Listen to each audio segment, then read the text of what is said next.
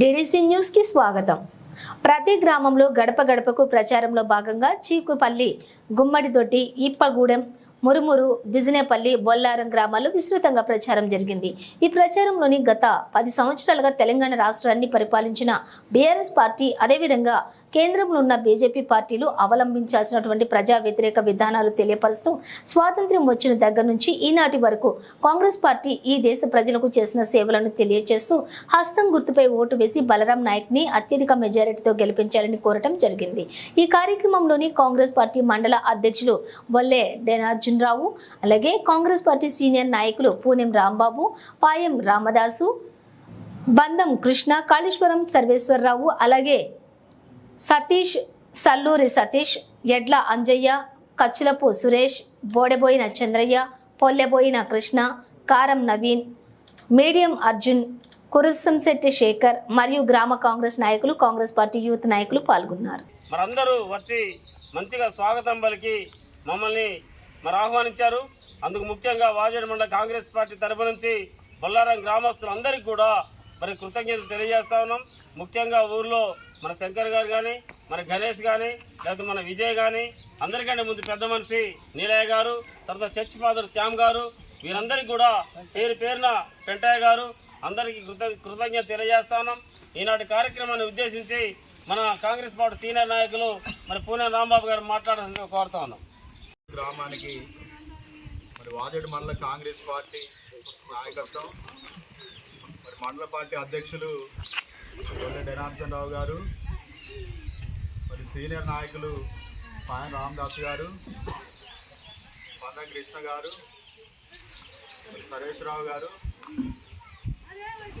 ఎడ్ల అంజయ్య గారు, మురుమూరు పంచాయతీ పరిధిలో ఉన్నటువంటి పెద్దలు మామగారు బోధమైన చంద్రయ్య గారు, కృష్ణ గారు, అందరికీ కూడా గ్రామ పెద్దలకి, యువకులకు అందరికీ కూడా కాంగ్రెస్ పార్టీ నుండి ప్రత్యేకమైనటువంటి నమస్కారాలు తెలియజేస్తూ ఉన్నాను.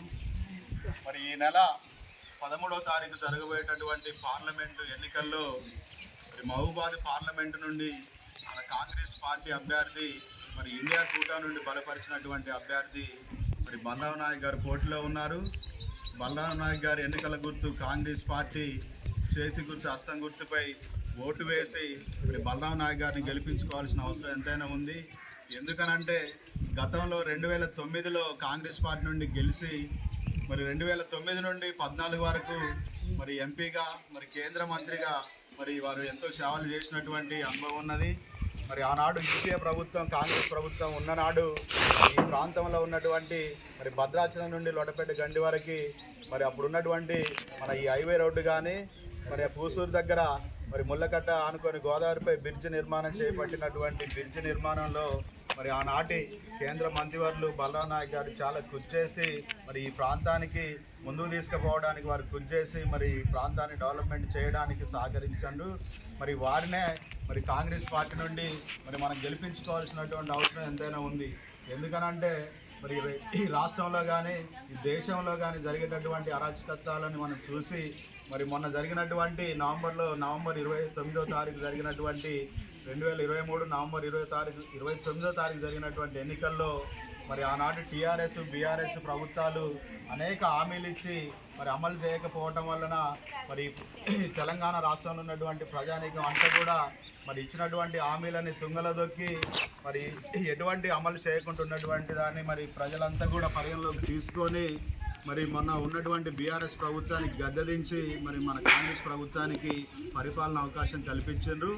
అదేవిధంగా ఈ నెల 13వ తారీఖు జరగబోయేటటువంటి ఎన్నికల్లో దేశవ్యాప్తంగా 7 విడతలుగా ఎన్నికలు జరగబోతూ ఉన్నాయి. ఆల్రెడీ 2 విడతలుగా ఎన్నికలు అయిపోయినాయి. మనది 13వ తారీఖు జరగబోతూ ఉన్నది. కేంద్రంలో ఉన్నటువంటి నరేంద్ర మోడీ అనేక హామీలు ఇచ్చి దేశ ప్రజలకు న్యాయం చేయాల్సినటువంటి బాధ్యత నరేంద్ర మోడీ గారిపై ఉండే నరేంద్ర మోడీ గారు పూర్తిగా జిఎస్టీని అమల్లోకి తీసుకొచ్చి పూర్తిగా గుండు పిన్ను స్టార్ట్కెళ్ళి జిఎస్టీని మనం పండించినటువంటి పంట మీద కూడా జిఎస్టీని మోపి మొయ్యలేని భారాన్ని ప్రజలపై అందరిపై మోపి ఆ జిఎస్టీని బలవంతంగా రుద్దినటువంటి చరిత్ర బీజేపీ నరేంద్ర మోడీ ప్రభుత్వాన్ని.